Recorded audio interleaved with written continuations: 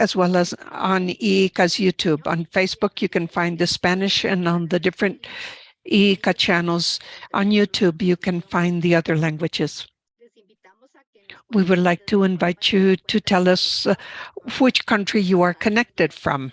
Let us, or send us your comments. Let me tell you that this initiative regarding training, which has extended now for about 2 years, is coordinated within the framework of GEOSTAT for the prevention and preparedness against African swine fever in the Americas. I would like to mention the agencies that are part of this working group: the CARIVET, the CAFSA, the Caribbean Animal Health Network, the Caribbean Agricultural Health and Food Safety, the World Organization for Animal Health, FAO, the Andean Community, CAN, the Permanent Veterinary Committee for the Southern Cone, CVP, the United States Department of Agriculture, USDA, and the International Regional Organization for Plant and Animal Health, OIRSA.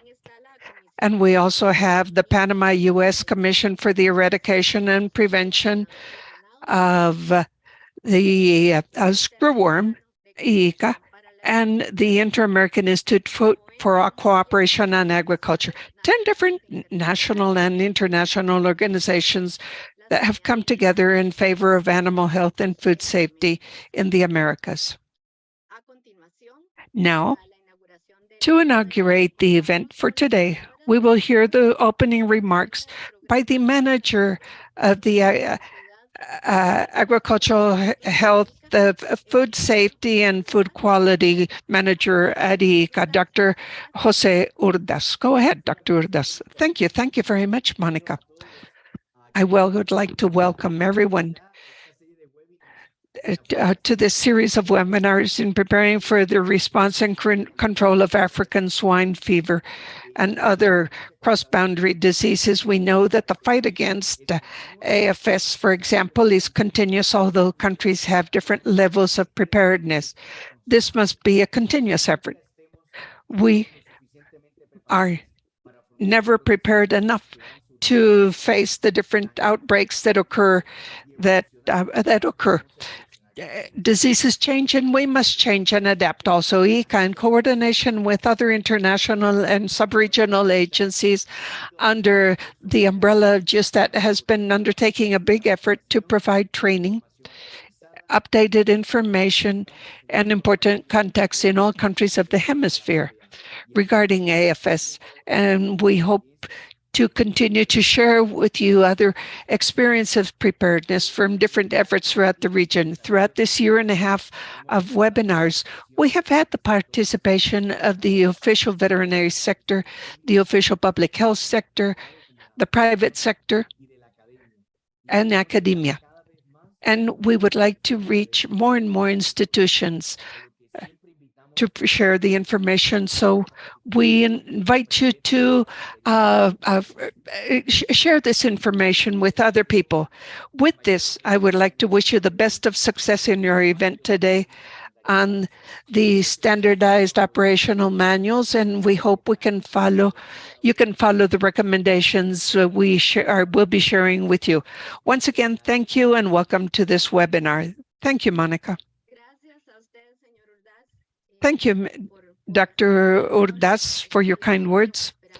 And we certainly do expect that this interagency effort is of great use for countries of the Americas and of other continents also. Now, we will hear the words of Dr. McAllister Tafur, who is the Animal Health Officer of the Andean Community. Can Mr. Tafur, please? Thank you, Monica. Good morning, everyone, all participants at this webinar. Good morning to our colleagues of the different international organizations. It is a pleasure for the Andean community to take part as regional organization for the development of this activity and to contribute to the to maintaining and improving the capacities of different countries in the region to prevent and better address a sanitary event that may arise due to African swine fever, something we hope does not happen. But as Dr. Urdas was saying, it is very important to keep our eyes open, always be prepared when we are in times of peace, and be better prepared, therefore. It is a pleasure to be with you today. Thank you.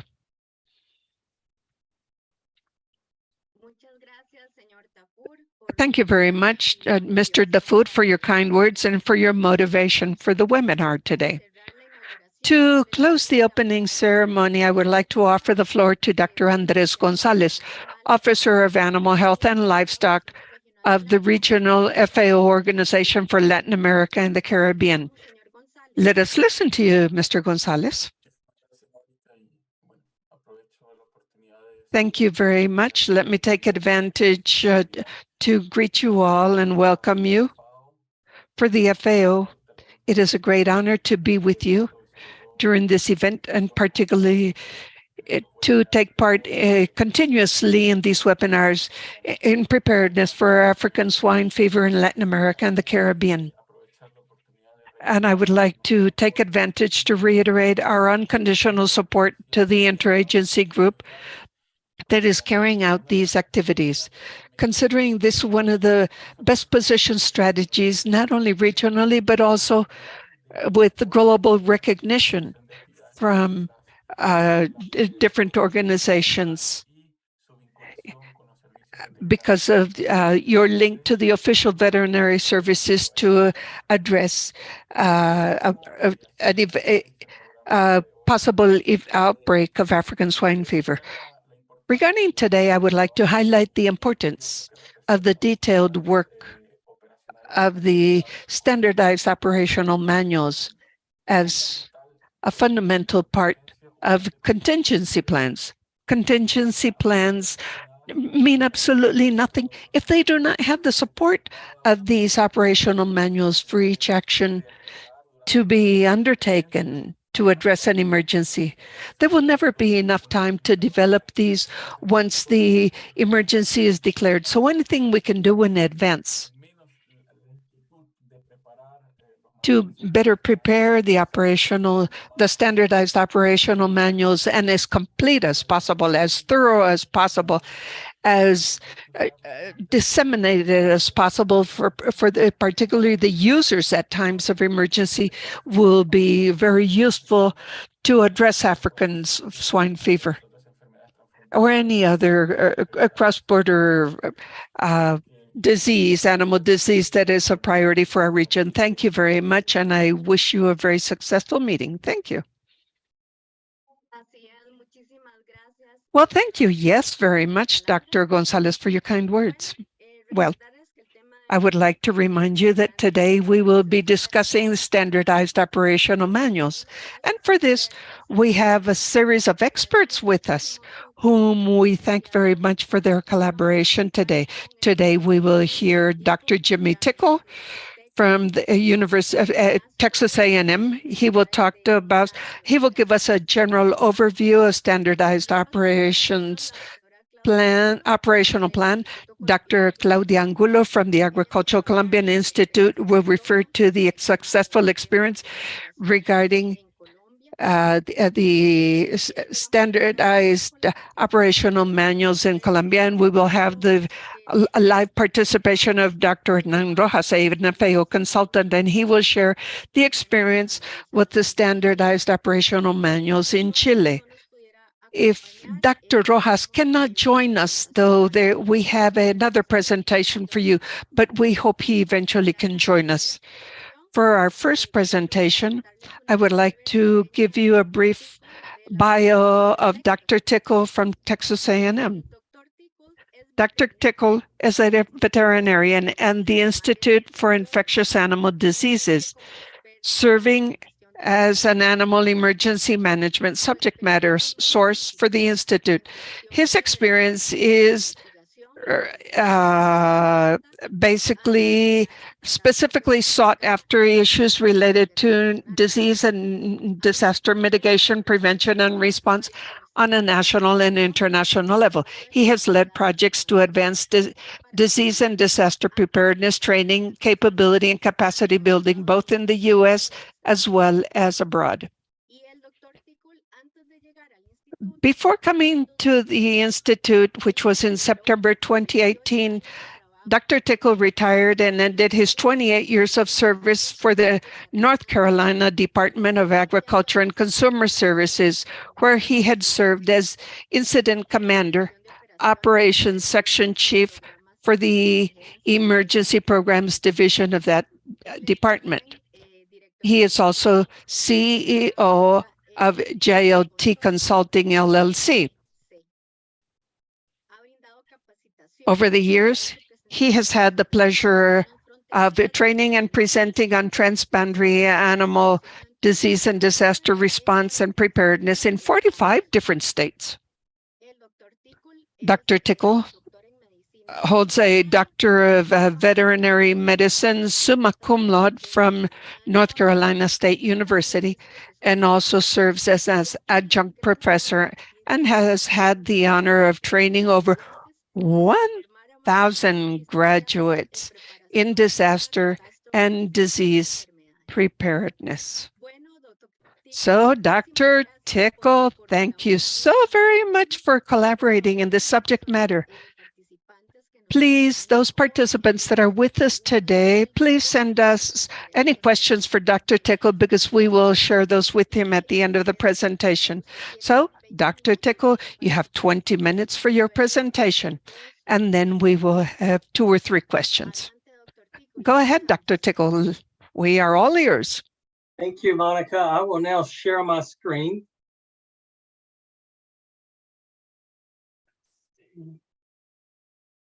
Okay. And Monica, can you now see my screen? Sí, señor. Te estamos viendo. Yes, sir. We can see it, although we can see one slide ahead at the same time. Okay, that may be a good thing. Does it, let's see if I can just get it to show mode. Maybe I better just leave it that way. Okay, so what it will allow you to do is this is a very simple PowerPoint presentation. Looking one slide ahead may help you see what's coming. I will use the PowerPoint to highlight some visuals for our discussion. The background is very nondescript. It's just a plain white background, so that you can use this PowerPoint any way you would like. You could share it with others.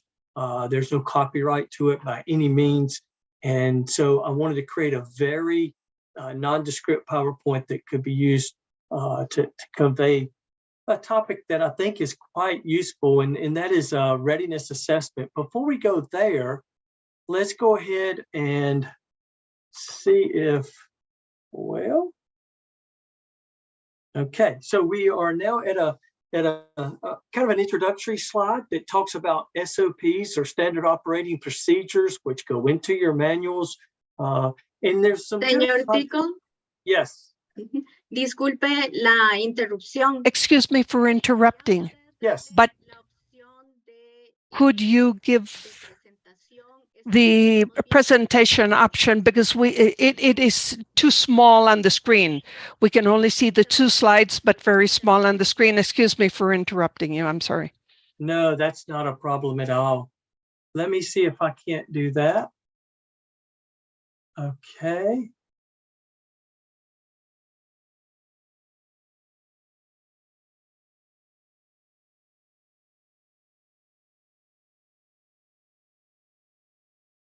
Share screen again and see if this would work.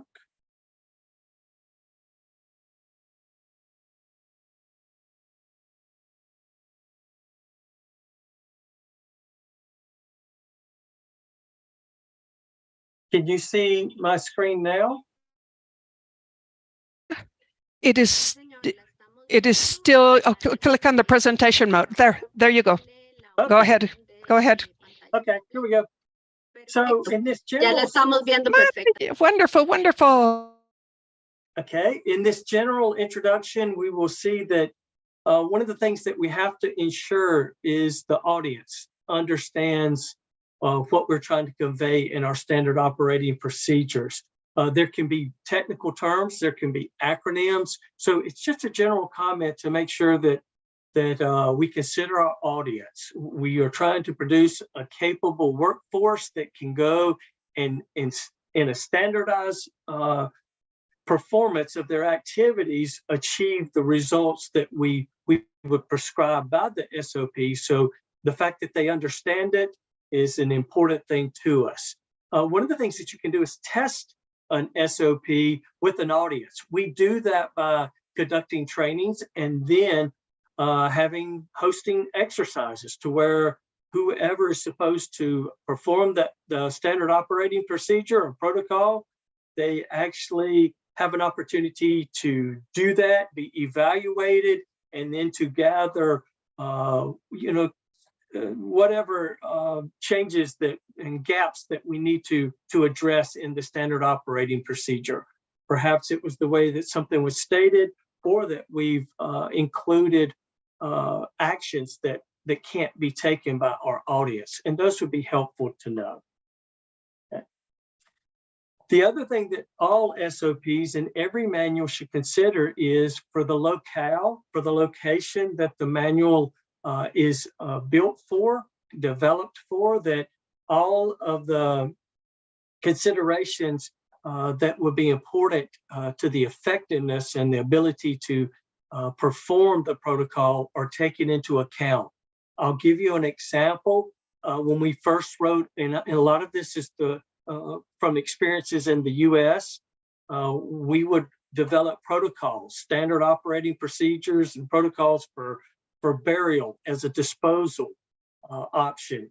And the thing that we may not have factored in is that in some areas of the United States, weather conditions can impact the protocol itself, the ability to actually carry out, for example, a burial protocol. And so what we need to do is consider those types of considerations in the sense that the actionable item would be that we develop contingency plans or backup plans. These would be for additional locations that could be used in case weather affected burial, whether another option would have to be used because burial was not possible. Groundwater would prevent that disposal option from actually occurring. So consider all types of of these factors that can disrupt your conduct of your standard operating procedure. Language differences and even cultural differences. You can so when you get to some groups of people, they do things differently, and they may not have in their cultural approaches the same types of protocols that and activities that you would propose, and so you would run into challenges there. Another thing, and this is just an example that you can, when you design your standard operating procedure, some of those technical details about the protocol are very important. For example, if you were to develop a decontamination protocol for ASF, and you find out that in that locale, as in tropical areas often happens, that rainfall occurs quite frequently and in large amounts.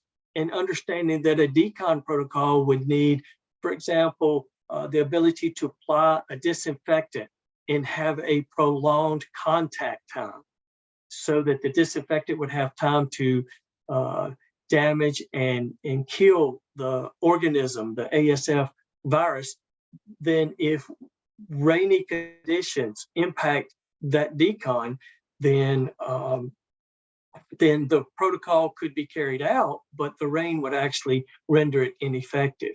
In the US, we have to consider that we have winter, and that applying decon agents becomes way more difficult when we start to look at a weather that's below freezing, to where application then doesn't happen as would be specified in the protocol.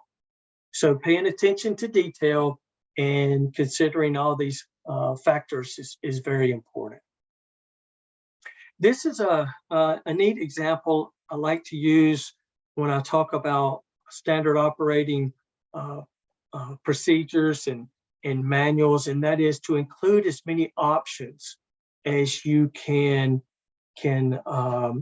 effectively perform. And these options for the activities that you're going to conduct, they have to be realistic. They will all have limitations, and you have to understand those. But one of the things that you want to do is give yourself as many options as possible. In the same way that a golfer understands their performance level, and then they include as many golf clubs in their golfing bag as possible to accomplish the task at hand, whether they're teeing off or whether they're on the green. They have different clubs, and these are to accomplish those tasks. In the same way, you may have a decon protocol or a depopulation protocol or disposal protocol, and each of these need to have as many options as possible. And one of the things you should take in, and that is the illustration on the right with the club ranges, it takes into account the skill level of the player. We should also account for the skill level of those performing the procedure in our development of our SOPs. For example, if we were to use depopulation, and that the protocol would use firearms as an option to depopulate animals, then the user expertise for firearms would need to be considered. And that description of that expertise would need to be included in those protocols, because that would limit its use in certain situations. Okay. And then the thing that we're going to spend most of our time on this morning is that our SOPs need to be realistic. They do not need to have a rocket science approach, be so technical that they can't be performed on farm or in the locations that they need to be performed. That the equipment and technology, they need to exist. It does not need to be technology that's proposed or equipment that exists only in small amounts, because for an ASF outbreak, we're expecting to use this equipment in repeatable situations over and over again, different farms, different locations, and that the personnel need to be trained and be ready to execute the task as many times as necessary. I can't stress enough that our SOPs need to be repeatable. They need to be written and developed in such a way that they can be done over and over again with the same efficiency and efficacy. Because at the end of the day, we will review those and make sure that we're doing a good job throughout our response, and then again at the end to know what we need to change to do a better job. So we need to evaluate our SOPs, and in the manual, there should be a process described so that what I'm about to go over, a readiness assessment, can be performed. And when we talk about a readiness assessment, it's a process to where we evaluate or assess the activity. We'll call it a capability, the things that we're trying to actually do, whether it be depopulation, decon, surveillance, permitting, all of the tasks that we would have in an ASF outbreak. The other thing that we would evaluate would be capacity. Do we have enough people and resources, equipment, to actually accomplish the task as it's written in our standardized operating protocol? And then finally, are we on time? Do we actually state timeliness in a sense that The task has a time limit. After that, it may no longer be effective. For example, depopulation should not be a month-long event. It should have a set time frame to accomplish its intended goal. And what we're going to do with ASF is depopulate animals and then dispose of them properly in a set time frame that that allows the goals of preventing spread and then also in our disposal of trying to make sure that we've not created an environmental hazard while we deal with things such as odors, flies, and then again the ability for animals and other things to encounter those carcasses and then allow for spread. Okay, so when we start to look at how we do a readiness assessment to achieve what would be a readiness status understanding, these are the three things. Again, capability, do we have the knowledge and expertise? Capacity, do we have the personnel and resources needed to perform that task at a needed capacity? So the amount of activity that would be required to accomplish our goals. The personnel need to be trained and the equipment needs to be ready to go, not in development or not in disarray. So part of your SOP should include how maintenance is done on the equipment and how training continues to be conducted to the personnel so that they are ready. And then what's the time frame that this task should be involved? Another thing that we would then do is once we start to understand these, the capacity, the capability, and the timeliness, is we will want to apply it to a population at risk. So in your countries, you will have areas that have concentrated numbers of animals. There will be areas that have less animals. So when these areas are impacted, understanding whether you have the equipment and the personnel in those areas available and trained, and at what level can you perform that activity needs to be considered in your SOP development. For example, in the white circle, you will see we will use an example in just a minute, but very high concentrations of swine there. And when you start to look in Texas, for example, you're applying your SOP to a much less concentrated and less populous area. Okay. When we start to look at this, it's helpful to have examples. So let's look at how we would develop a readiness standard for your SOP. And what we're going to do is look at depopulation as a task that you're going to develop your standardized operating protocol for. You need to ask the questions that you see that follow let's create a quick population scenario, and that is, what percentage of the population at risk will my SOP address?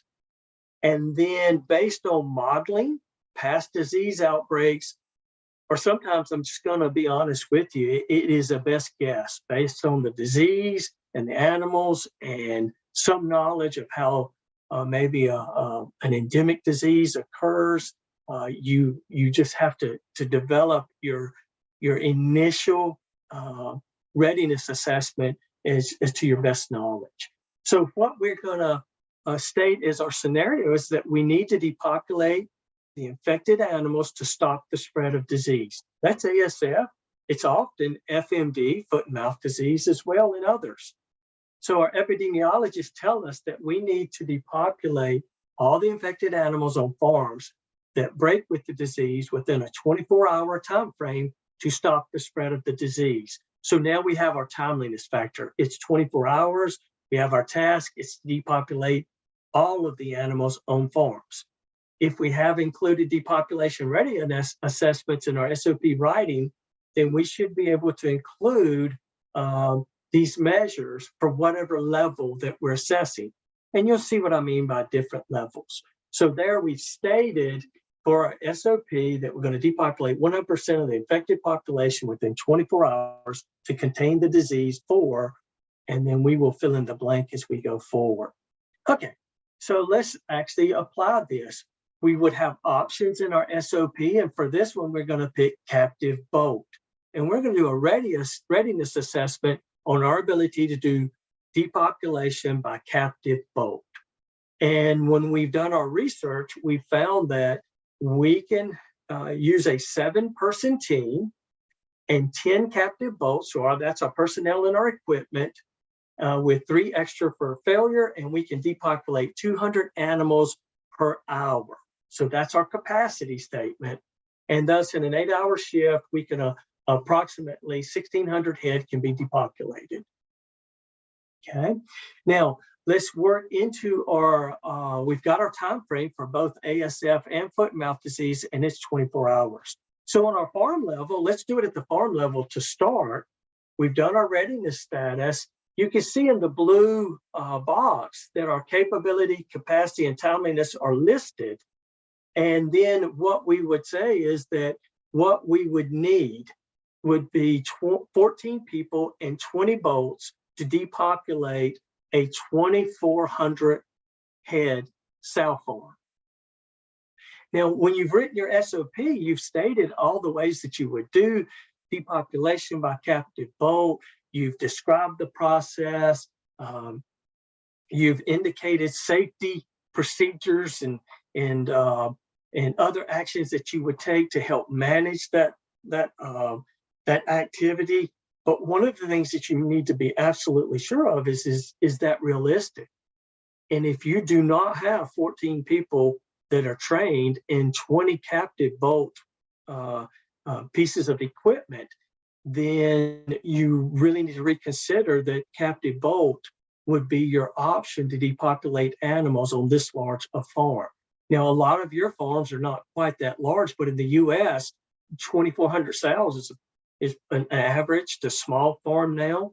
So that's one of the things we would have to consider as we would go forward if we're going to meet our goal of stopping spread by depopulating the animals on the farm within 24 hours. We can take this to another level, so your readiness assessment can actually go to the next level, then that would be a county or a province, to where you want to decide, well, what if disease happens on more than one farm? So you would actually look at that county or province and start to understand what was at risk there, so your population at risk, and then you would then choose what level of depopulation you think you would need to perform to stop spread of disease.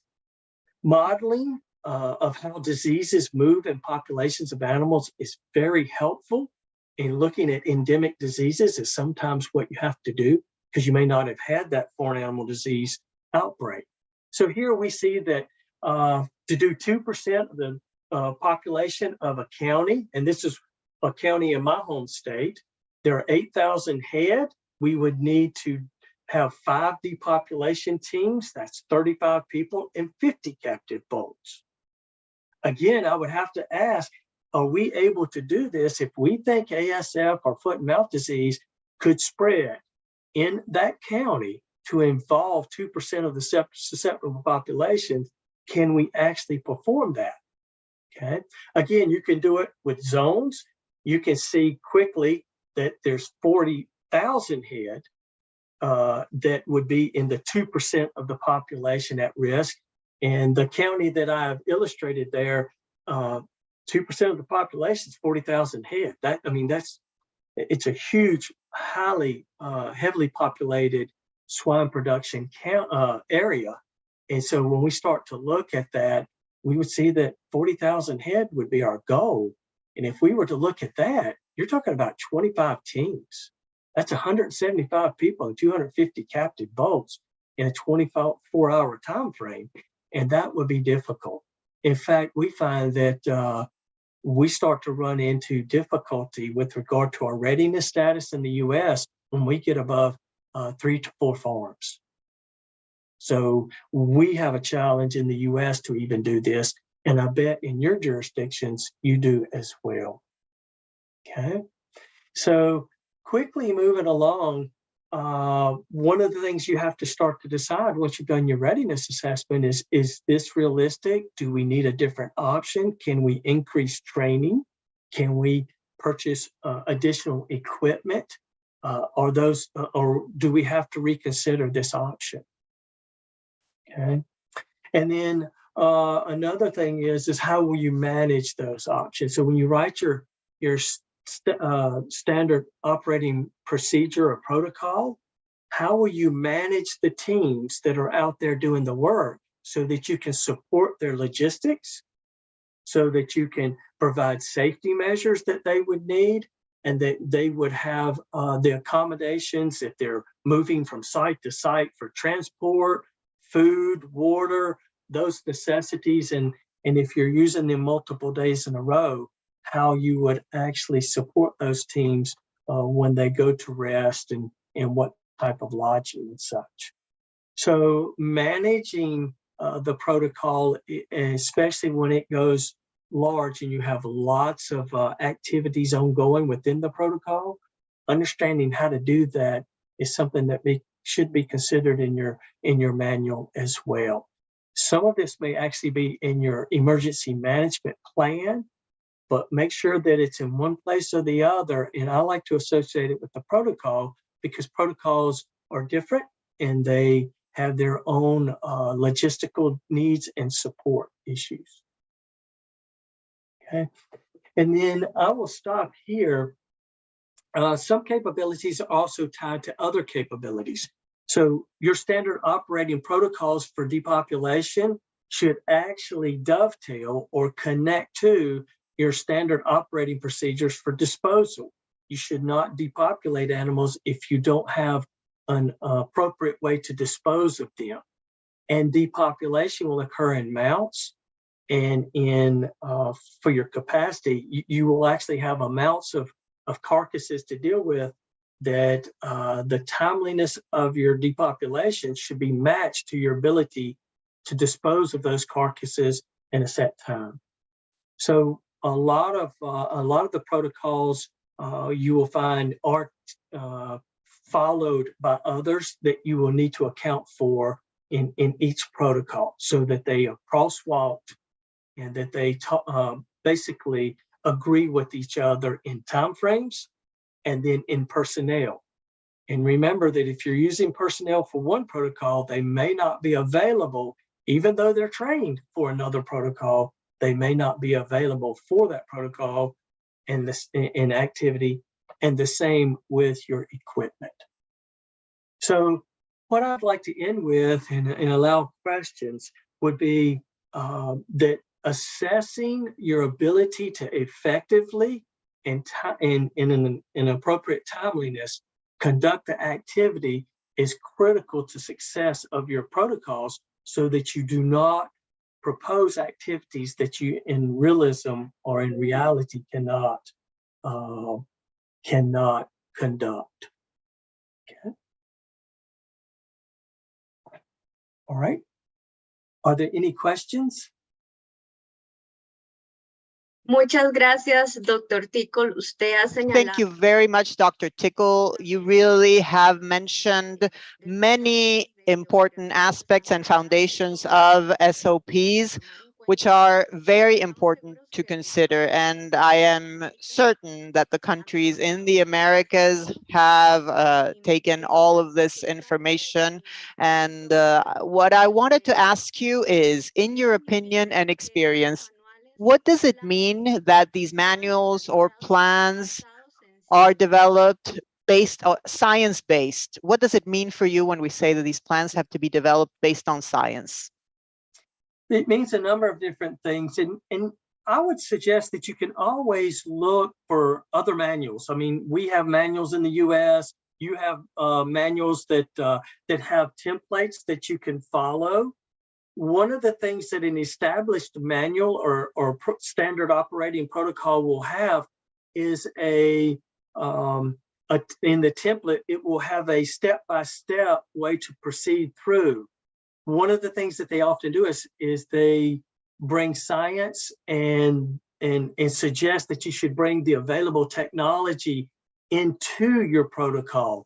if you do not base your protocol on the available science and even identify where additional research is needed, then you will actually propose activities that once they apply them in the field, they will not achieve results, or they'll achieve results that are mixed, meaning that as you evaluate your progression throughout your response. So after you've done the first farm, if you do not base it on science and the technology and the research that's available, then you do not know how to evaluate why the procedure may have failed or how to improve it for the application to the next farm.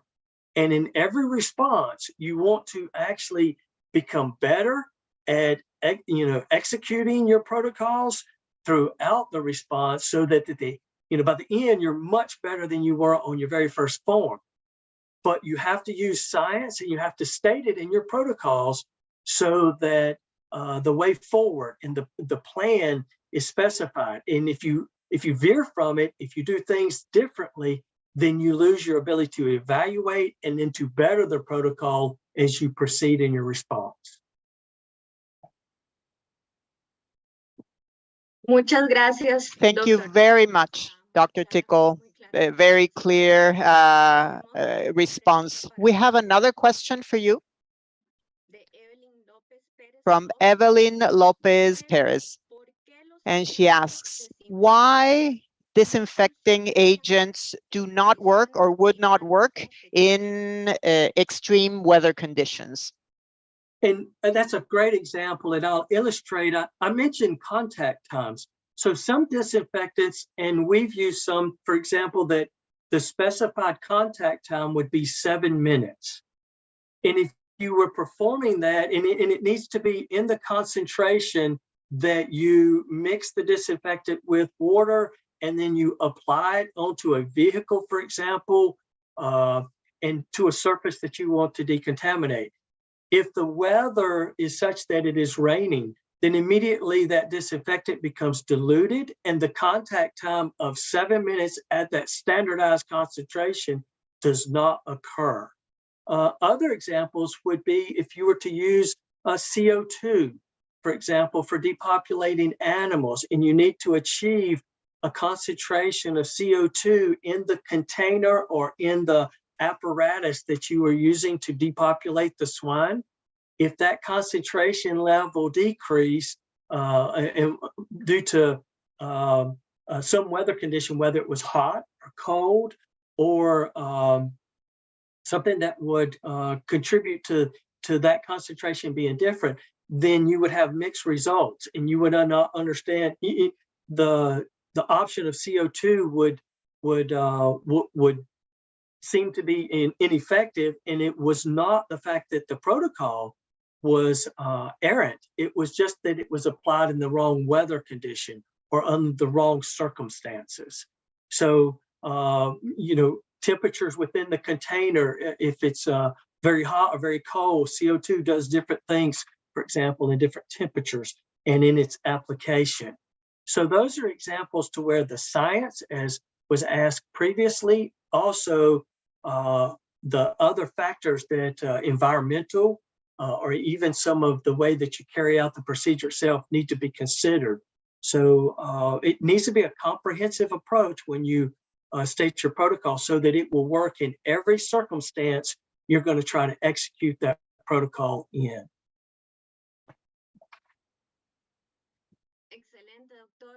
Excellent, doctor. Thank you very much. Thank you, Evelyn, for your question as well. From Belize, we have a question. Do we have the authorization to send your presentation via email? Because I know it will be very interesting for many countries. So they're actually asking you if you authorize us to forward your presentation. I do, and in fact, you can use it. I try to keep it as simple as possible so that you can adapt it and feel more than free. Readiness assessments or something that are standardized. We understand it when we are doing production, and we have these measurements to where we make sure that our productions are accurate and that standards are being met. one of the things that we should do is also assess whether our protocols that we're developing would be successful with the amount of resources and personnel and training and all the factors that come into play. So yes, you can use this PowerPoint and distribute it. If I can help you any further, then please contact me. Perfecto, doctor. Muchísimas Perfect, gracias. doctor. Thank you very, very much. And we will do one last question before we move on to the next presentation by Dr. Angulo. The question is the following. If there isn't sufficient personnel for the depopulation or for the elimination of carcasses, what other alternatives can be applied in your experience? Thank you. It's sometimes there's an obvious, I'll just call it a hard stop. When you've run out of resources, there's no other way to go. You have to change strategies. We will have some great presentations that follow mine that share SOP manuals and ways to do it. So as they do their presentations, they may actually include points to where strategies have to be changed due to the fact that personnel or equipment are not available. There is this concept called just-in-time training. It's one of those things to where you try to surge the amount of personnel by training people as the response is ongoing. Those can be quite difficult, especially for tasks such as depopulation or disposal that maybe has some technical components to it. And also that people need to understand fully what they're getting into. Depopulation is a very tough activity to participate in. You have to understand the people that you're using and that they understand what they're getting into so that you do not have traumatic experiences for them. So there will be changes or times where you cannot change the amount of personnel that you have. You can't increase it. For example, in the US, we have stop points to where we try to understand where our depopulation resources, both in personnel and equipment, are exhausted for a task like foot and mouth disease or ASF response. And we would then need to change strategy and then use more vaccination and move to a managed eradication response. That is talked about with foot and mouth disease because we do have vaccines and we do know that we can stop the virus there. With ASF, that's a very difficult situation. And so that's why we need to, what a great question, to emphasize that we need to be accurate in what options we propose in our standard operating procedures and do readiness assessments so that we don't miss the mark and we start into an activity where we do not have the personnel, we do not have the equipment for the population at risk. And then one of the things that we can run into is I also like to include in my standard operating procedures goals. For today, we may not have the ability to depopulate 1% of our susceptible population. What will that be in 5 years? Well, it needs to be 2%, for example. How do we get from 1% to 2% in 5 years? That would include funding, that would include training, identification of personnel, maintenance, and increased amounts of equipment. So there should be a development plan that goes with your standard operating procedure, readiness assessment that says if you are not yet at the level that you need to be in resources in any one, timeliness, capacity, or capability, that based on a proposed time frame, you would explain how you would get to that next goal level.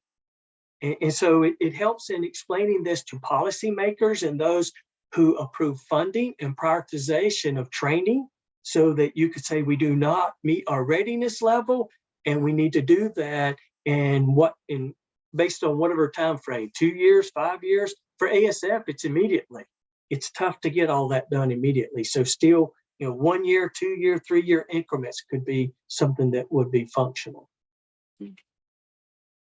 Doctor, vamos a recibir otra pregunta de Thank you, Bolivia. doctor. One more question from Bolivia. The question is, Va referida a la experticia de la parte operativa. based on the expertise that is deployed in the field, how much time do you believe that the personnel should be trained throughout the year? And how do you think the assessment system should be put together? This has come from Hugo Calle Guzman from Bolivia. Thank you. Great question. Sometimes it becomes easier and it gets to be interesting that I'll give you an example for high-path AI response in the US. We use foam machines that uses a firefighter foam to depopulate poultry. The equipment needs to be maintained every month.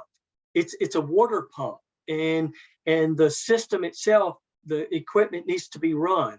We use those monthly maintenance activities to include training. And then what we try to do is allow our personnel to be trained yearly.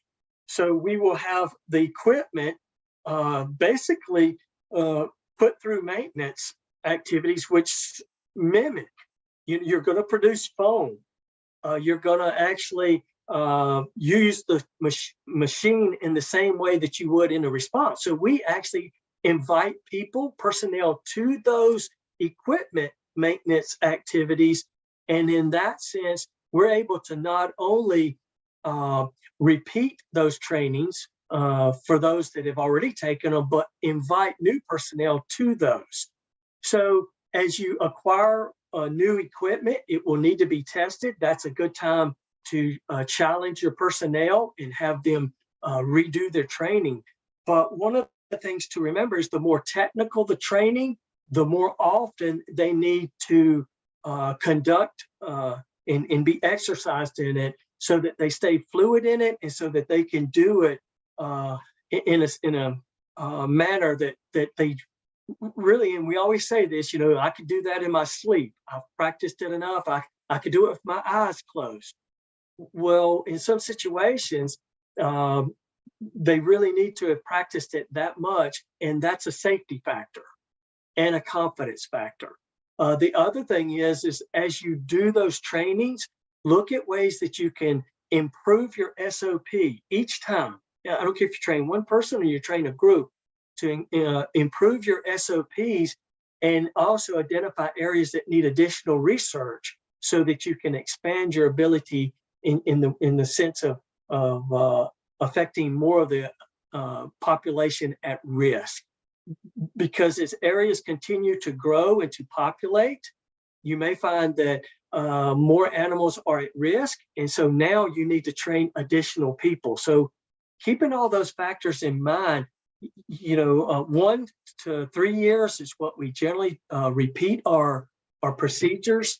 Oftentimes we will revise our SOPs, and sometimes if the requirement by government is to or companies are to revise those SOPs yearly, then maybe that means that you have to train your people yearly. If it's every 3 years, then every 3 years. So those are a number of the factors that go into deciding how often to retrain. But readiness assessments should occur, I think, at least annually, because that accounts for the changes in the population at risk, personnel, equipment. Personnel change jobs so frequently you can lose them. So I think those factors are most important. Doctor, nos pregunta Javier Andrade. There's another question by Javier Andrade from ICA. Whether it is necessary to conduct verifications to detect the absence of the virus after the disinfection actions. Yeah, so your standard protocol, when you have done your depopulation, now you've done your disposal, now you would need to go to the premises itself, whether large farm, small farm, it doesn't matter. You could allow time, you may apply disinfectants to surfaces that are there, and you would need to stipulate all of that in your protocol. And then to allow for repopulation and recovery of the farm, then you would also need a protocol that would include environmental sampling or even use of sentinel animals, ever how it was stated in the protocol, then you would use those. And again, you need to follow that protocol precisely, so that if you did repopulate a farm after conducting your samples and they came back negative and the farm broke with a virus after you repopulated it, then you would need to go back, review your protocol step by step, make sure that all of those steps were done properly, and then research as to where the problem occurred, that virus was not detected. And then you can go back to your decon, to your decontamination protocol, and see how that virus was missed, so that it was not actually killed with the disinfection. So that's how your protocols are tied, and why it's important to consider how they reinforce each other along the whole process of depopulation all the way out to full recovery and repopulation of the farm or premises.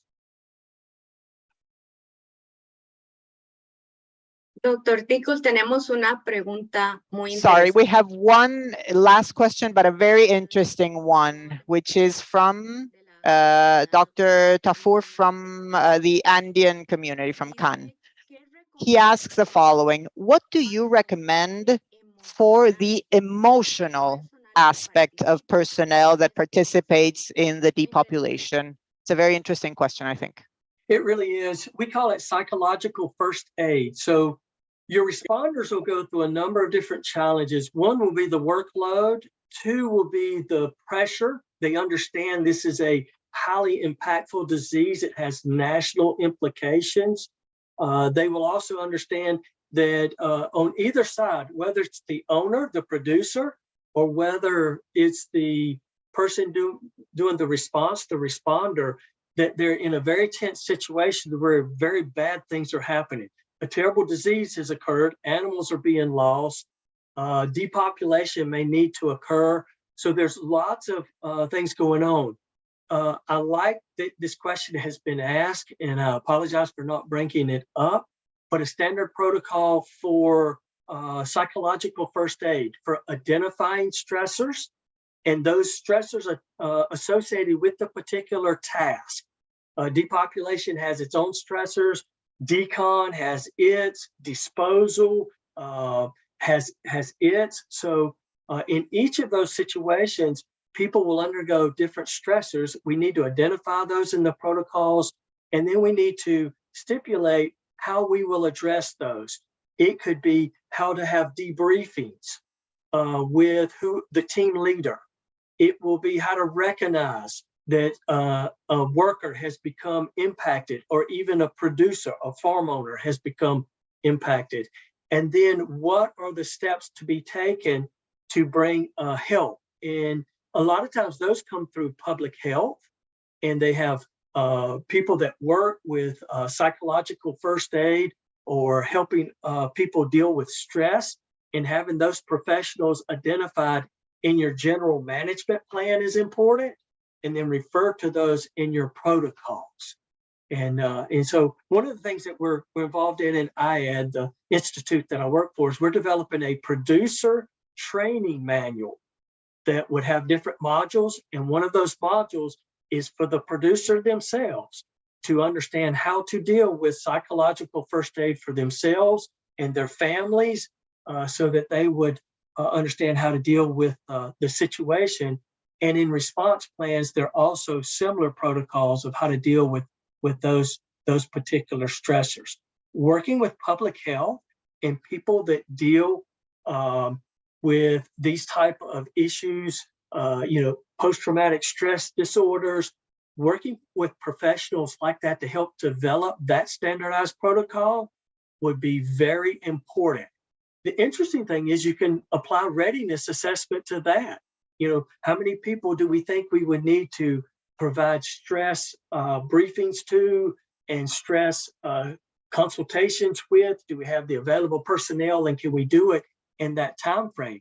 Because when people are suffering from those impacts, timeliness is critical. So what a great question to kind of bring in another aspect that readiness can be applied to as well. Doctor Tickle, muchísimas gracias por Dr. la Tickle, thank you very much for such great information. It is very valuable for our countries, and especially how relevant it is for you to consider the conditions of each country, which are different, particularly weather conditions, as you mentioned, personnel, resources, and even the cultural differences that we can find even inside the same country. We have different languages, different cultures, etc. So thank you very much for this information. We would love it if you can join the rest of the webinar, but we know that this might be hard because it is a long webinar. You might have other commitments. So we take this opportunity to thank you, and also thank you for allowing us to share your presentation. If you want to stay, you are more than welcome. We will be here talking about these aspects. Thank you very much for all your knowledge. And I know that you've tried to simplify in 30 minutes. Was not a long time, but all the information was very rich for us. Thank you very much. Thank you. Muchas gracias a todas las personas que nos han hecho llegar. We would like to thank all the people that have sent their questions. Please let us know where you are listening to us from. There are more than 91 people connected via Zoom, and we know that at least there is at least one representative per country, so we trust that more than 34 countries are listening to us at this time. Now, I would like to continue with Dr. Claudia Angulo. If you allow me to briefly summarize her bio. Dr. Angulo is a veterinary doctor. She has extensive experience in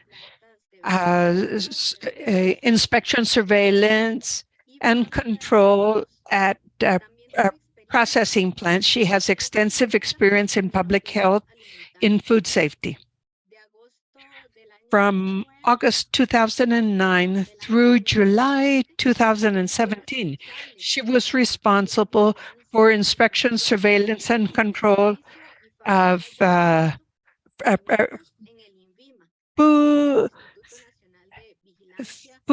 feed factories at the National Institute of Medication and Food Surveillance. And she is currently responsible for the classical swine fever eradication program at the Colombian Agricultural Institute. Dr. Angulo, thank you very much for your collaboration, and go ahead with your presentation. You have 20 minutes, and at the end, we will be responding any questions that may arrive. Perfect. Thank you. Thank you very much. Thank you, Monica, for your invitation. Unfortunately, I cannot activate my video. I do not have a camera at the time for some reason or another, so I have to do it this way. When we were invited as Colombia as a country to present our experiences and regarding the standardized operational manuals, we were told that we were asked to share basically what work we have already started, what we have implemented, what we have in writing or in any system. And we were asked to present what we have been doing in different activities, part of what we have in writing. So it is important to mention that the Colombian Agricultural Institute, among its many activities, has a quality management system. Obviously, the system is focused on continuous improvement of all processes, including the missions, in order to comply with them. In the quality system, well, we have different instructions and procedures included, and as Dr. Tickle clearly said, we describe all the activities according to each, the step by step we must go through so that in the country we can all speak, I guess, the same language, if we can call it that way. So let me share with you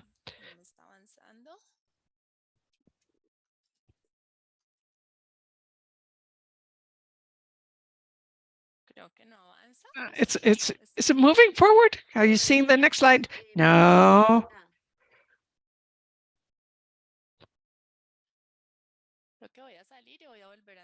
Okay, let me Claro, no hay problema. pull out and pull back in again. Bear with me. Thank you.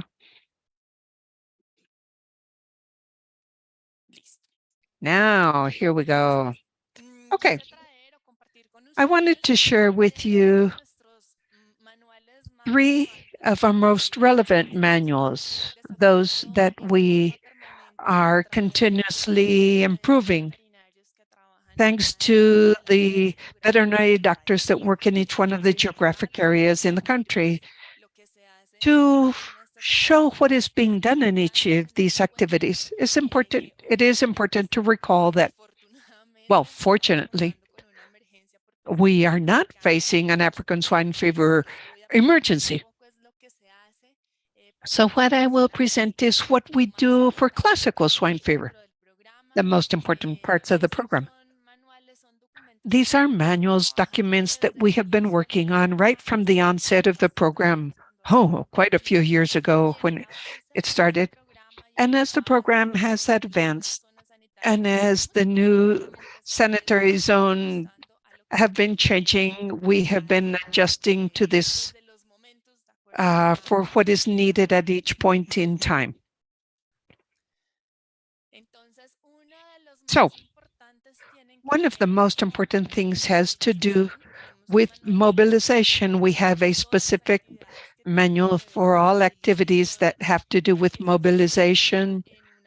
This is based on a series of regulations and resolutions and norms that define the sanitary zones, the mobilization standards, that the plots must have all the necessary permits. We have a specific resolution for swine mobilization. So based on all these regulations, that is how we started to build our manual, which in this case is called Instruction for the Sanitary Control and the Mobilization of Swine Animals and their byproducts to and from classical swine fever free zones. This is basically a summary of what we have as areas free of classical swine fever. We have 2 areas that are free. This is darker green, is the first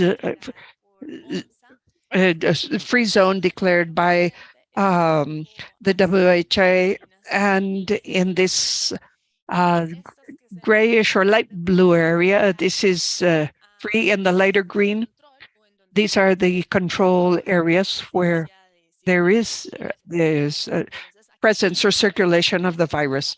So this is the map to basically show the mobilization, that what is allowed and what is prohibited. And these are all specified in our instruction booklet so that all the staff that works in the field bears this in mind and can follow each of the steps for mobilization purposes or to respond to any request from producers whenever they need to move animals. And for this, it is very important to tell you that for the first free zone, the central western, we have this identification color on the tag, which is orange. For the central east, we have the light blue. And for the control zone, as we call it, the tag is yellow. All of this is duly explained in the instruction booklet, and the instruction booklet itself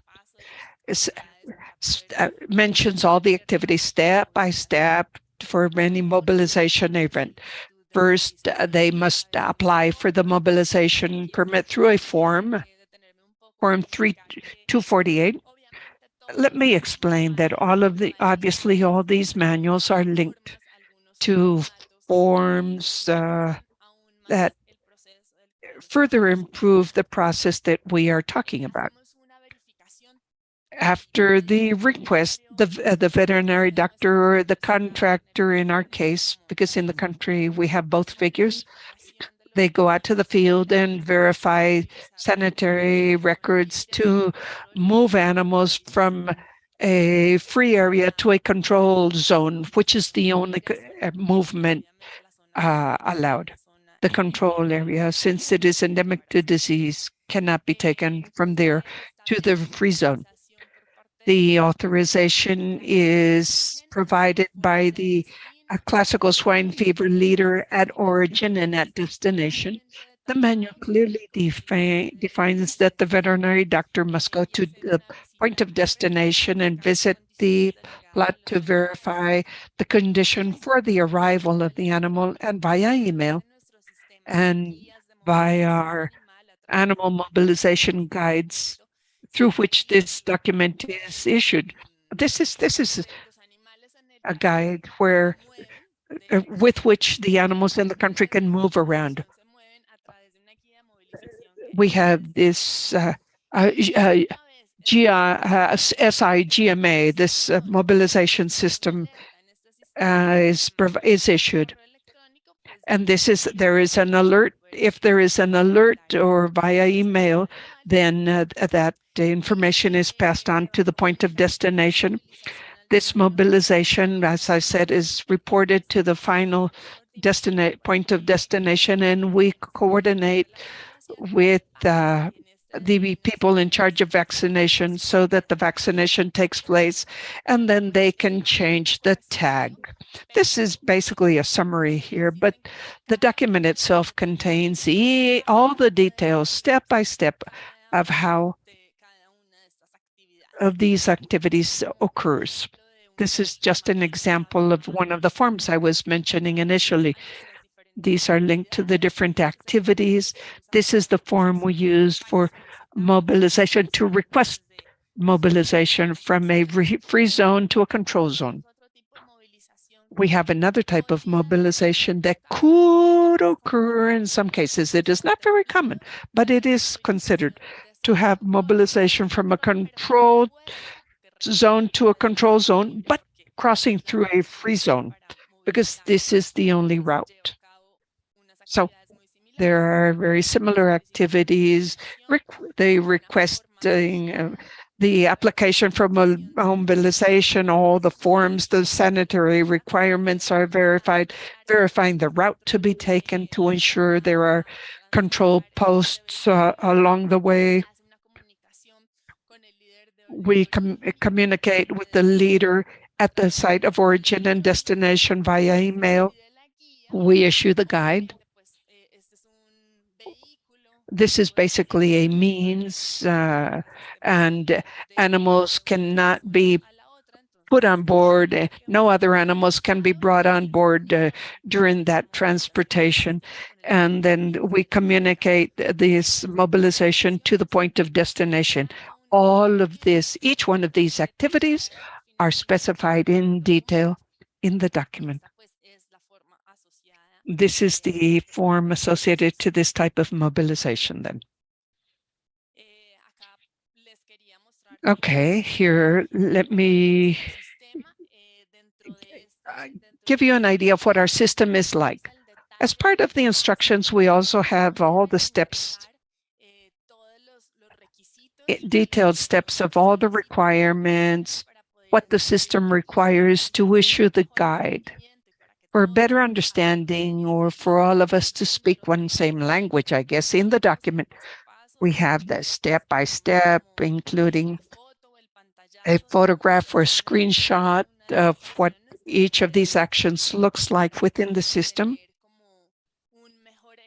to have a more successful process. Okay, another manual I would like to share with you is the surveillance of high-risk plots or farms. It was focused on classical swine fever in the past, but but today this applies to anything that, including African swine fever. In the manual, we have two major objectives. The first is to determine the factors to characterize the high-risk swine plots, both for African swine fever and classical swine fever at a national level. And there is a procedure to how to go about the surveillance visits. The final objective, obviously, is to exercise sanitary control to seek the maintaining or improving the sanitary status regarding a classical and African swine fever.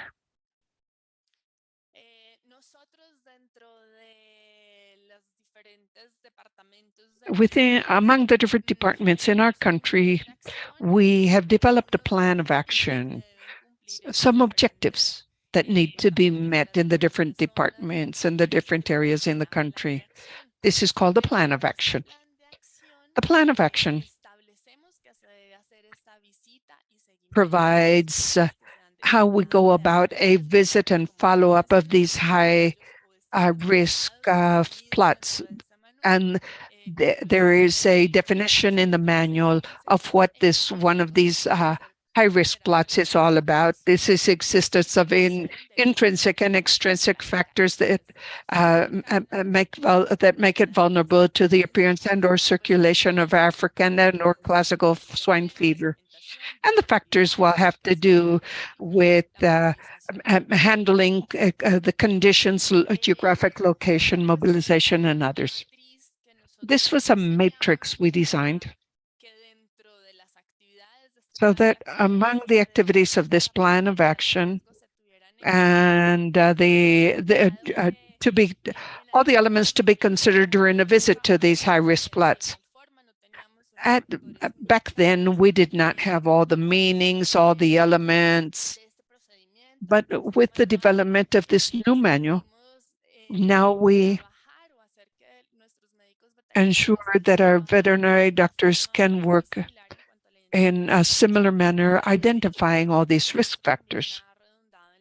And this has resulted in a stronger visit program. And now we have much more accurate information and has helped us strengthen biosafety measures in some plots. So we have this matrix, which becomes an Excel matrix, which the colleagues in the field must have on hand to analyze what is happening on site and give us an idea of what is happening in the country. Let me go through this very quickly. In the field, we proceed to selection. Obviously, those that have a larger number of risk factors will be the first ones to receive a visit.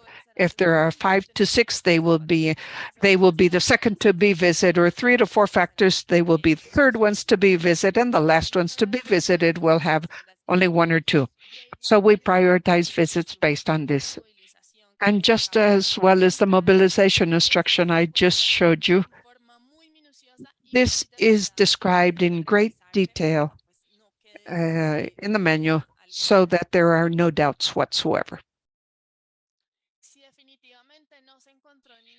If we found none of those that are in red, a high level, well, then we would obviously start with the intermediate level. And if we find more than 7 risk factors, those will be visited first, and 5 to 6 that will be visited second, and so on and so forth.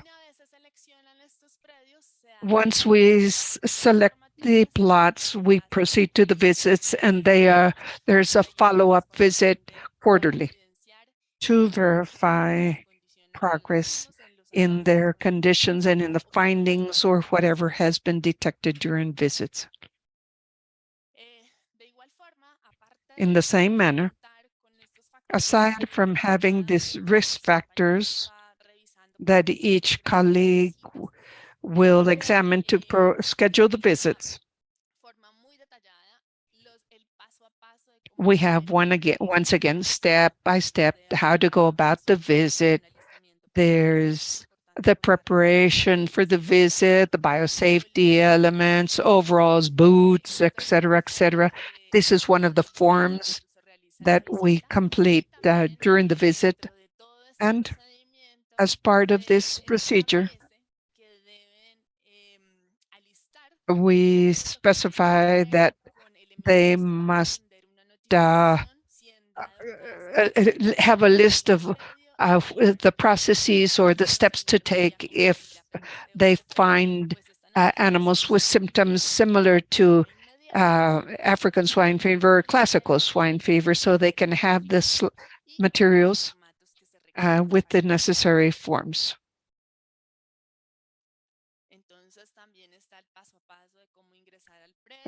How to enter the plot, the safety elements, what to wear, the verification of the facilities. I ensure that the animals have been identified. As I said before, we use the identification through that color tag I mentioned before, depending on the sanitary zone, the type of feed given to the animals, and the biosafety measure conditions. And this is the form I mentioned where that they need to fill out, and that then is the end of the visit. This is the form I just mentioned with all the instructions and all the manuals. All of this are linked to the forms, which basically represent evidence or any support of whatever we are doing. And once the visit ends, they produce a report.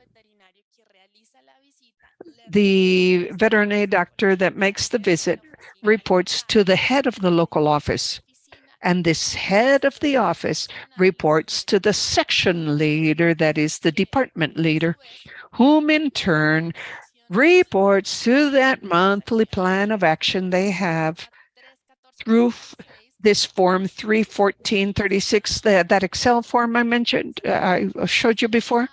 Sorry. Where they add all the information relative to these high-risk plots with all the observations, biosafety measures. The form is quite thorough, and that helps us also to update on a national level where we report the visit and all the information at the country level. And the third manual I wanted to share with you today is the classical swine fever compensation system. We talk about the classical swine fever because, well, for the time being, this is what may appear in surveillance in control areas. Obviously, we hope to never come across this in a free zone. And this is has a series of lists. This has a list of the this is a procedure for the compensation of cases when affected animals have been detected. We must remember that classical swine fever has been declared of national social interest in the country ever since the year 2000 through Law 623. We have a decree 1071, 2015, that contains a series of articles that mentions the compensation system, emergency measures, safety measures. We have our new resolution, if we can call it that way, that is 10334 of 2021 with the different zones. So we have a series of measures for each one of these. And one of the important elements here that any animals that are positive or suspected to be positive in our activities of surveillance, if they are positive to disease, ICA applies any sanitary measures, immediately slaughtering the animals. That audio is quite unstable, excuse me. There's a diagnostic area also for this disease.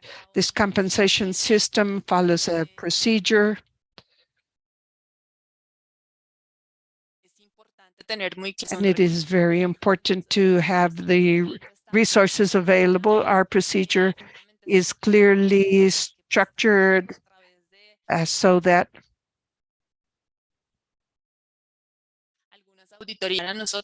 well, so in order to provide all the support to show the adequate use of those resources. There is an administrative act that orders the slaughter, an assessment act or minutes, and uh, minutes of the slaughtering of those animals, either positive or suspected to be positive. As to the compensation value, we are basing this on 75% of the commercial value per kilogram of animal. And based on this, we have been using what the Colombian Association of Swine Growers, Pork Colombia, has on their website. From that bulletin they publish, we obtain 75% of the commercial value, and with that, we assign a value to the animals. How much do we compensate? Well, when there are positive animals or suspicious resulting from active or passive surveillance, epidemiological surveillance, as I mentioned there, to confirm the absence of classical swine fever in free zones. If there are diseased animals and their context in a source, well, there is a compensation. If there are animals confirmed as positive to classical swine fever in control zones, well, we go about a technical analysis to justify the elimination of these animals. So there is a compensation given to them. And this contains a series of documents, the slaughter resolution,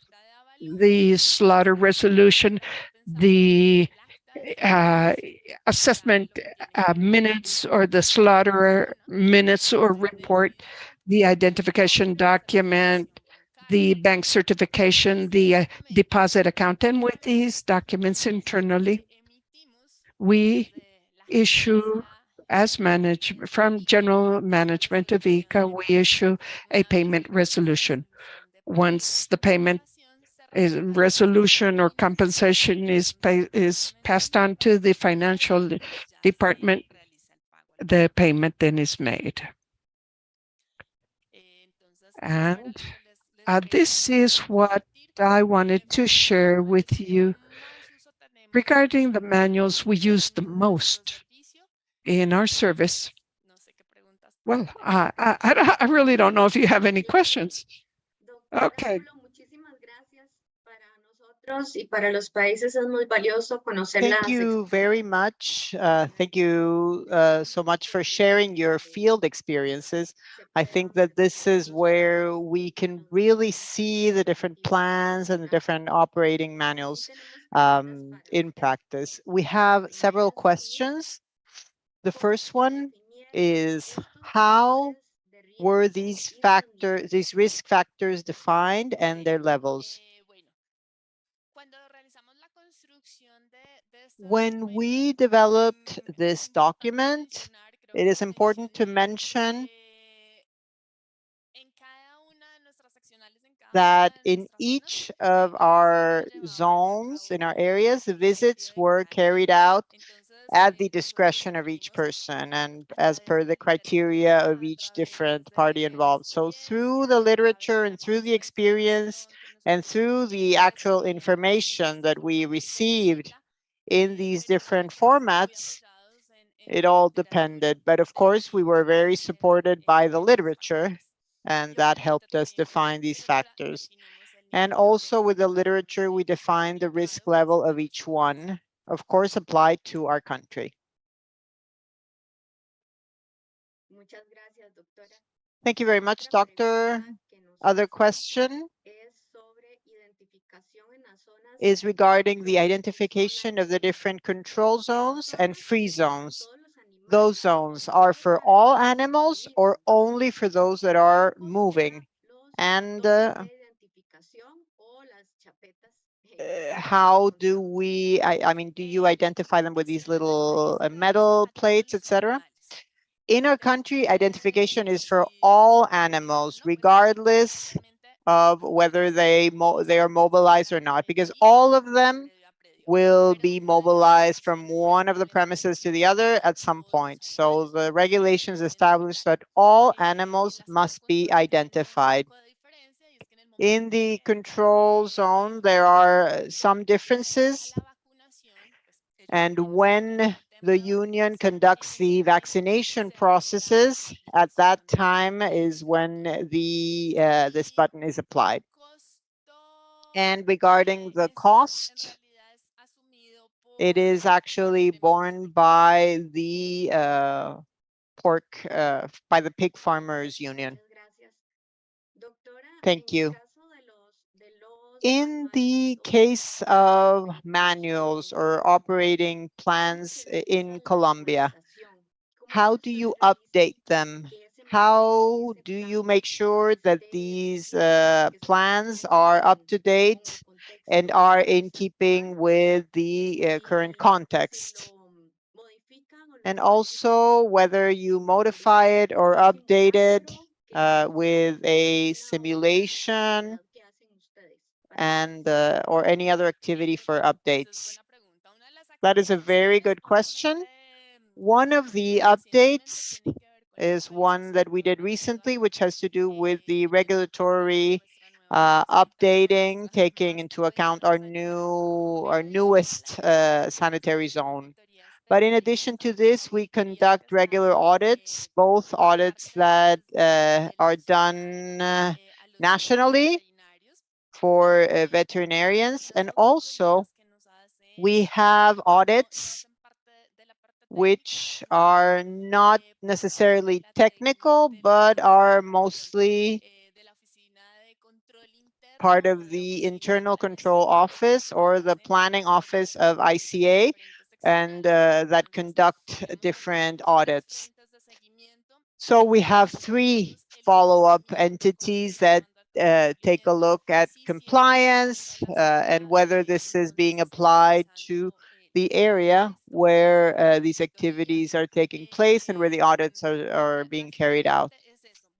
Basically, that's what happens. We do audits to analyze the different challenges of these manuals and how they're being put into practice, and then we see how they need to be updated.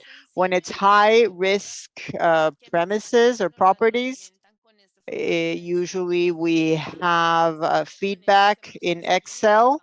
So we do a follow-up and we see what needs to be adjusted, what needs to improve. And we make the proper adjustments. Thank you. Thank you very much, Doctor. We would love it. Like we said to the other speakers, it would be great if you can join us until the end of the webinar. But of course, if you have other prior engagements, we will stay in touch so that we can answer any additional questions that our participants may have. Fortunately, thank you, Doctor. Fortunately, we have Dr. Hernan Rojas with us, who was able to join us. Hello, Doctor. How are you?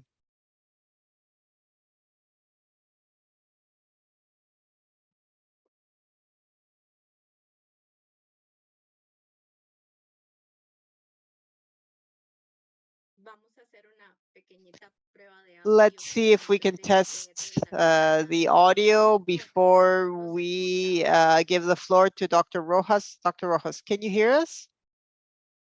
We cannot hear you.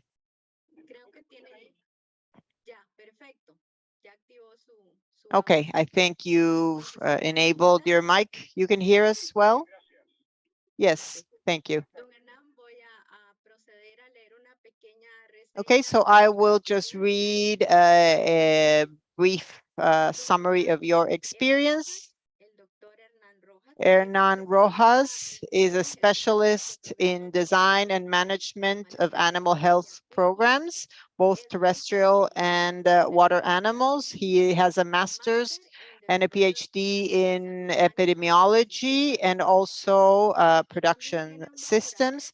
He also has a PhD in epidemiology from Reading University in England. Por 6 años se For desempeñó como 6 years, he worked as the chief of the veterinary service of Chile, and he was a national director of the Agricultural Development Institute of the Ministry of Agriculture of Chile. This for 4 years. He was a consultant for different international organizations in terms of animal health and food safety. Actualmente es director He is currently the director of Ceres BCA, which is a company specializing in biosafety and food quality for terrestrial and aquaculture species. He is also a senior consultant in animal health of FAO. Dr. Rojas, thank you very much for joining us today. You have 20 minutes to do your presentation, and we have the support of Erica Elizondo, who will be showing the slides. Okay, Doctor, you can say next slide whenever you need to move to the following slide. Okay, go ahead. Thank you. Thank you very much for the presentation. It is an honor to be here with all of you. Thank you for inviting me to this webinar. Initially, you had invited my colleagues in Chile. They are all very busy and focusing on the campaign for avian influenza. So I will be speaking as the former uh, as the former specialist in this area in the Ministry of Agriculture, and also based on the experience that I've had in my work and as a consultant for FAO. First of all, I would like to mention the importance of the SOPs. We have seen the example of Colombia, but I can imagine that most countries in the region are interested in developing their own contingency plans and standardized knowledge. So let me tell you the history of Chile and some success cases so that you can understand that each country has its own reality. Next slide.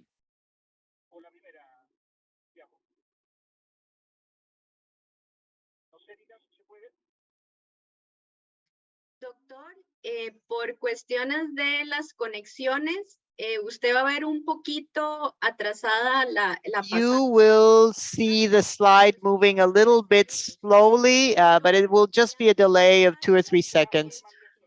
One more thing that I wanted to say. Muchas gracias. Y también indicarle que estamos saliendo con interpretación. We have simultaneous interpretation in 4 languages: Spanish, Portuguese, French, and English. So if there is any chance that you can maybe speak a little bit more slowly, just because the audio and the interpreters. Thank you.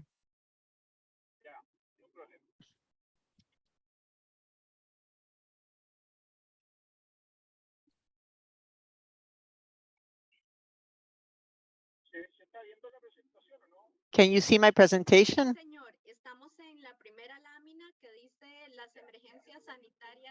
Yes, where it says sanitary emergencies in Chile. That's the slide where you are.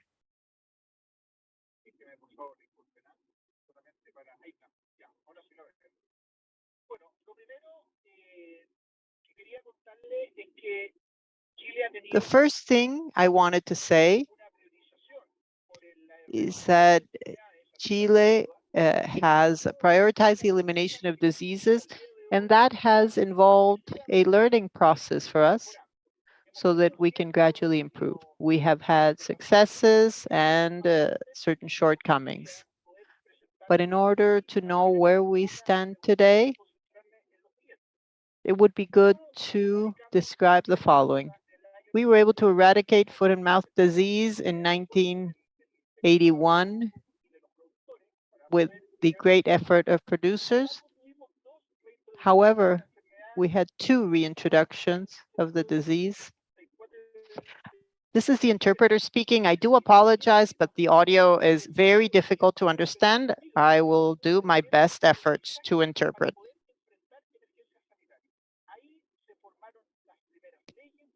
This is where we developed the first laws and the first national veterinary services. This is where we develop the different procedures for the different stages. Most importantly, is that we trained people to deal with an emergency. And why do I say this? Because then we had 2 reintroductions of the disease, Mydivisna and PRRS. And at the time, we didn't have the ability to react.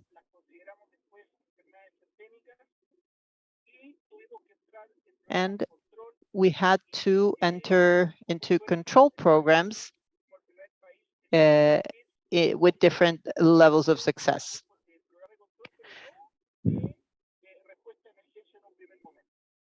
But the response to the emergency was not adequate at the time. Then we had we had a response because of the importance of this disease, American foul brood. And when we faced avian influenza in 2021, because at the time the country did not have the knowledge to face this disease. However, we used all of the expertise and all of the human capacities and the regulatory framework that we had acquired during the foot and mouth disease outbreak to deal with avian influenza. And it was then that we identified the fact that when you are an exporting country, dealing with an emergency has a different connotation because things have to be done quickly, have to be done adequately, and they must be documented. Of course, we wanted to recover the market, but at the same time, we knew that most countries that we exported to needed this documentation, and we needed to show what we had done and that we were free from these diseases. That's why keeping a record was so important. This message for avian influenza in 2002 gave us the basis to develop contingency plans and standardized procedures for all diseases that were relevant for the market. Foot and mouth disease, we updated all of the protocols, ASF, CSF, avian influenza, and other diseases. So this means that all diseases that could affect the market and that were transboundary. This allowed us to increase our capacity when H7N6 and the current strain H5N1. Doctor, I do apologize for the interruption. Is there any way for you to connect a headset or maybe something that will improve your audio? Let me look, just a second. Thank you. Thank you very much. Is that, we need to hear you a bit better because your intervention is a bit choppy.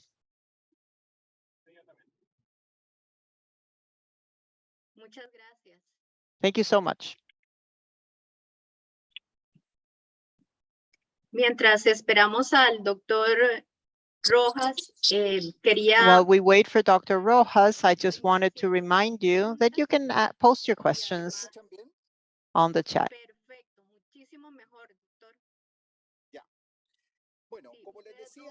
Sí, nos estaba contando lo que desencadenó la experiencia. You were discussing the experience of avian influenza in 2002 and how the experience changed.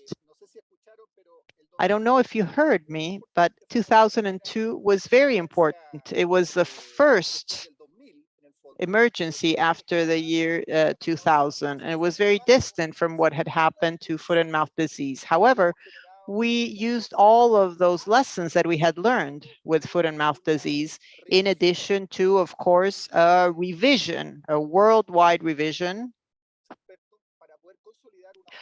with experts in order to consolidate a form of response to this emergency, which we applied preemptively for all transboundary diseases. Next slide, please.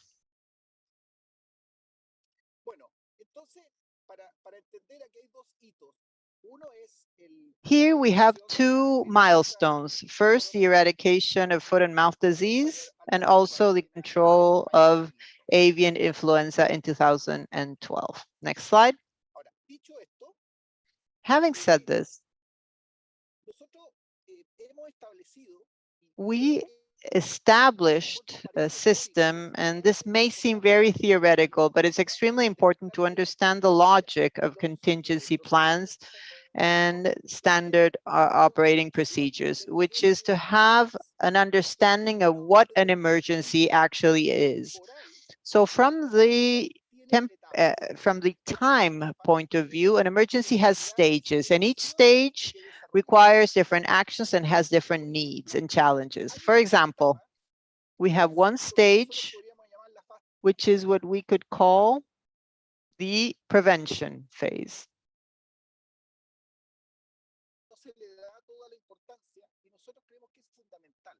And sometimes prevention is not considered sufficiently. So when there is a suspicion, that's when the emergency begins, because there's a quarantine before the diagnosis, the epidemiological investigation, and then the preparation for a negative stage. So the emergency doesn't start at confirmation. It starts at the suspicion. Once we confirm, of course, there needs to be an international notification, and that's when the balloon is unleashed, yes? And that's when we have to deploy, of course, all of the different tools in the face of this confirmation. But it's not just a reactive approach. We need to imagine worst case scenarios. We need to envision the fact that we need different mechanisms to react to this emergency. We can have very few outbreaks, and we can have many different outbreaks. So we have a very short phase. That's when I put my process into operation, but then I deal with different hotspots in the country. So, of course, if it goes well, we will have the resolution phase as well. So these phases are important for us to imagine the fact that there's always a perspective to develop contingency plans and standardized procedures for each of these stages. Next slide, please. As I was saying, next slide, yes. For this distribution, we always have an emergency that needs to be divided into four main aspects. One, identify new infections. Yes, when the infections are, after we identify the first one, I have to identify the next one. Two, eliminate the infection as quickly as possible. Third, avoid the dissemination of the disease, especially with movement control. And four, protect the non-infected. So that's where biosafety is essential. What are our goals? Elimination of the infection, of course, that is one of the main objectives. We cannot waste any time, and we need to concentrate our efforts there. Secondly, this is a concept that we talk a lot about We didn't have a name for it at the time, but it's what we now call productive continuity. This means that I need to do everything in my power to maintain the continuity of the business, yes, of the birds, of the pigs, etc., especially for exporting countries. So not just the infection, but also productive continuity. Finally, next slide, please. I need to worry about minimizing social and economic impacts. This is the group of measures, the small group of measures that I need to tackle in my SOP. Next slide, please. So just like I have a timeline distribution, I also have a spatial logic. This is recommended by the WOAH, and most countries recommend it actually. It is to presuppose that the closest areas to the hotspot are more likely to be a source of infection or to become infected by that source. So quickly, I need to identify these zones of intervention and very quickly leave so that I can verify what I'm saying. And this is what we call the spatial dimension. Next slide, please. The risks are not only related to the spatial perspective of the vicinity, but also other epidemiological relations that I need to consider, because the infection can come and go. Yes, it can enter and it can exit these types of farms and the relationship between them. So within the theoretical structure of how I need to approach an emergency, I need to imagine this scenario for sure. And why do I say all of this?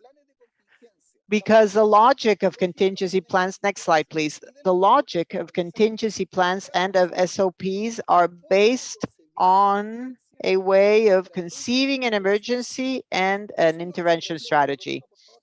Next slide, please.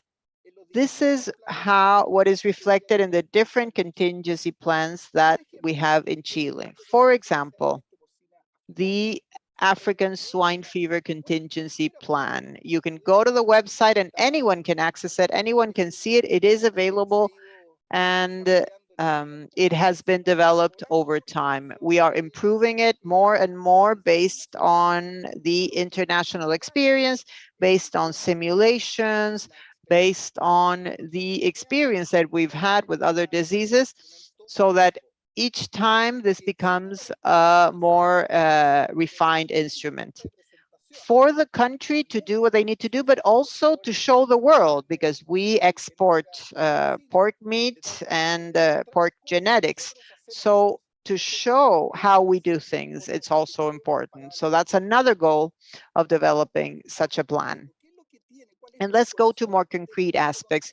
What is the heart of this contingency plan? Next slide, please. Next slide, please.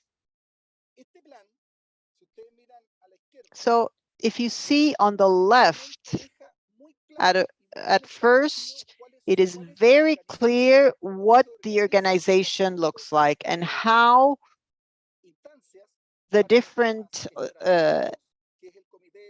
levels are handled. We have the emergency committee, and then we have a technical committee that specifically analyzes the technical orientations of the implementation, and also an operations committee or an operations center, which is how this is applied in the territory. We have a definition of the case, which is key to dealing with the emergency, the definition of contingency, definition of different things. Because in certain countries, certain simple things are not well defined, and this is key to deal with an emergency. Then in red, what you see in the red box, it means that the entire logic of intervention is territorial and is spatial. So the actions that need to be taken need to have a focus. What do I do in the surrounding areas? What do I do in the surveillance area, etc.? And also what actions I take in other areas of the country which are free of the disease. Because sometimes countries focus too much of their efforts in the infection spot, but fail to take into consideration the rest of the country, because it could be a free zone, but it could also be a place that has gone undetected. For example, the measures to control movement. This has to do with the productive continuity that I just mentioned. So I can move pigs from one place to the other, and I need to know whether I need to have samples. Can I move the trucks from one place to the other? Should they be disinfected? Do they need to be under movement control? Anything that guarantees that the elements of the production can move in total safety. Then we have wildlife, which is most important to have for wild boar in our case, and also vaccination in emergencies. In the case of African swine fever, we do not have a vaccine, but we also have it for other diseases. And for certain countries, it is very important to take into account the aspects of international trade and to see how the emergency can be compatible with my relationship with the markets and how I open to the markets for the opening and for the rezoning, and how important it is to have contingency plans. And of course, strategic communication and operational communication, and how important that is. Next slide, please.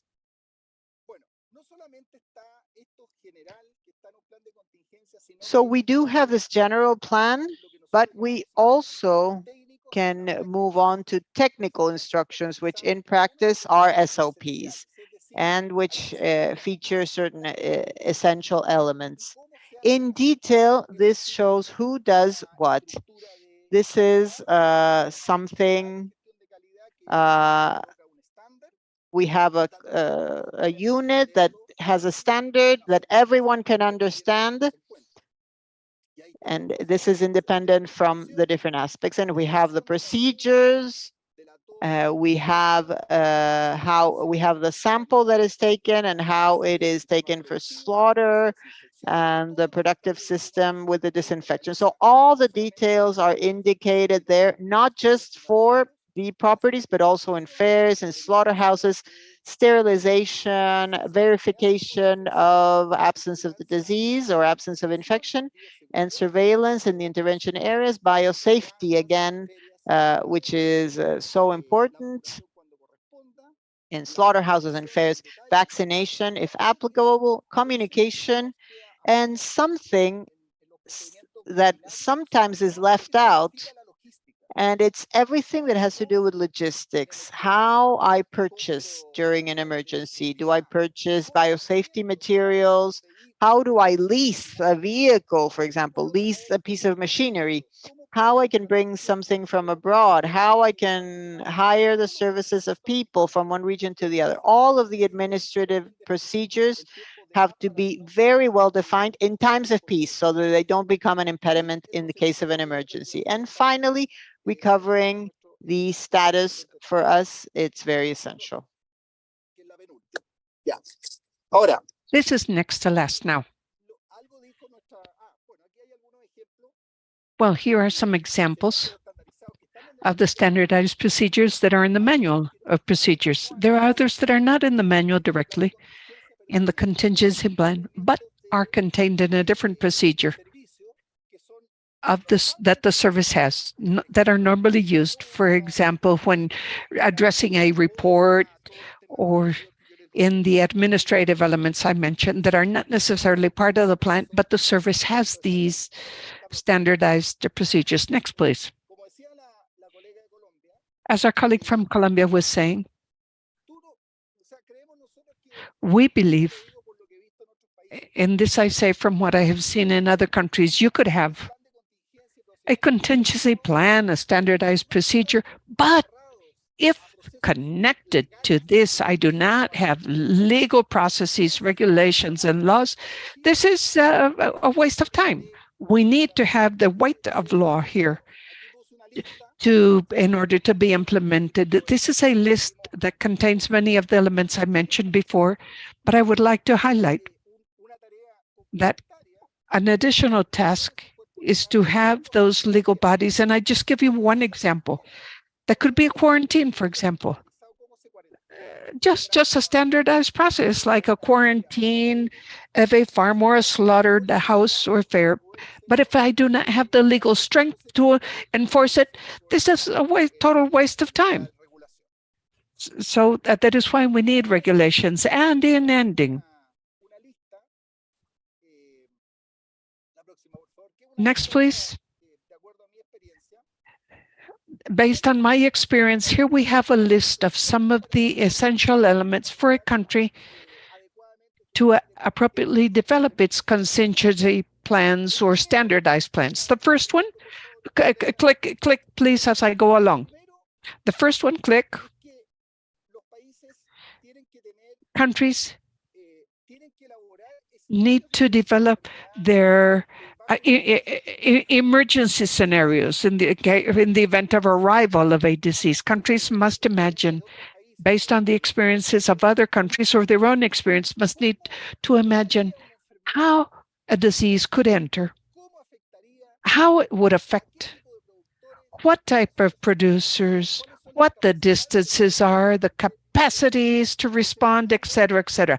In second place, we have the creation of a team.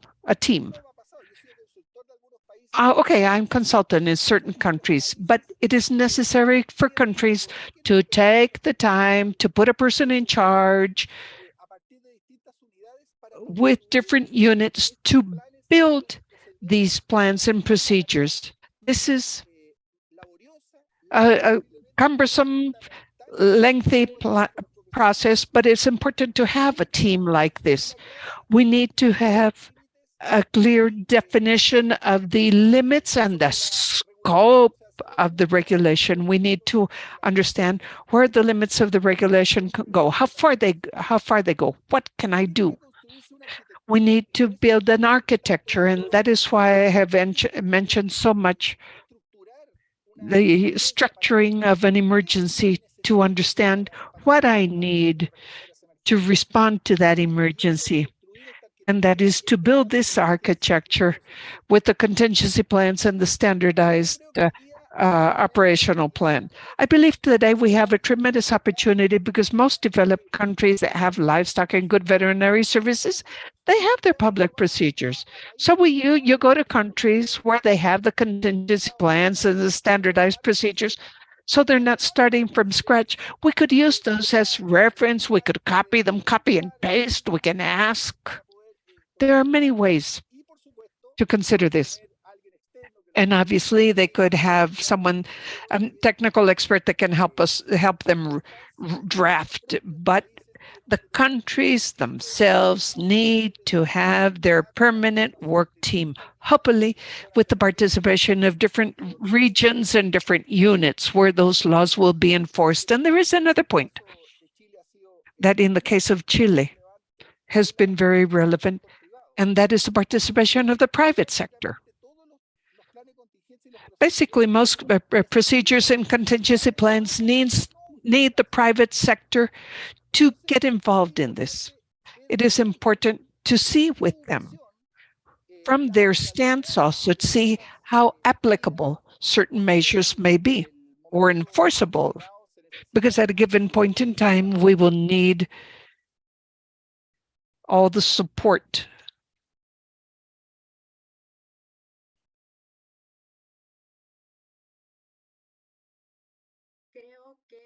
I believe we lost Dr. Rojas.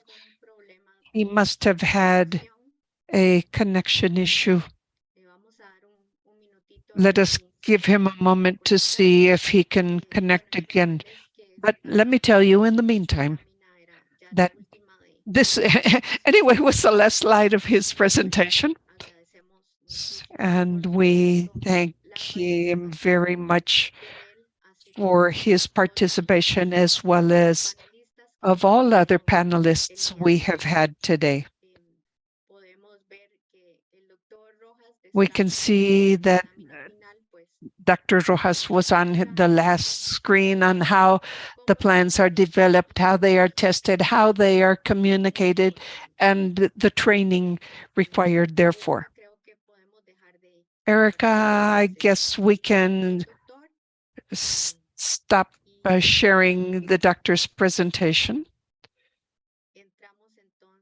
And with this, let us come into the final part of this webinar. I would like to thank you all for being here with us up to this late time. I would like to remind you, please, if you can share this webinar as well as the others we have had. They have been recorded in all 4 languages and they are on ICA social media. And in Spanish for Facebook, and for Portuguese, English, and French on the different ICA YouTube profiles. So you can get in touch with us anyway for further details. I would like to thank you all very much. And let us start with the closing of this event. I would like to thank all of the different speakers who have shared with us such valuable information. I would like to thank all the people that have been with us today. And in ending, please do not forget that the next virtual seminar will be July 18th, and it will address notification, all the process of notification of transboundary animal diseases such as African swine fever. We wish you a wonderful week, and we will see you at for the next event. Thank you all very, very much. Goodbye.